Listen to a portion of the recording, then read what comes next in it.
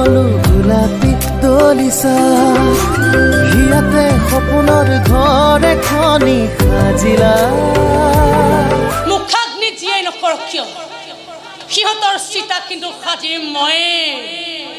তোৰ বায়েৰে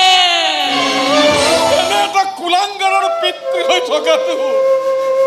কম ডাঙৰ পাপ নে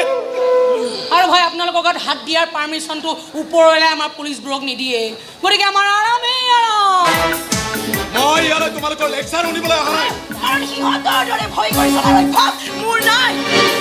অনাথ হলো বুলি লাজ মান ত্যাগ কৰাৰ ধান্দা মোৰ নাই হেল্ল'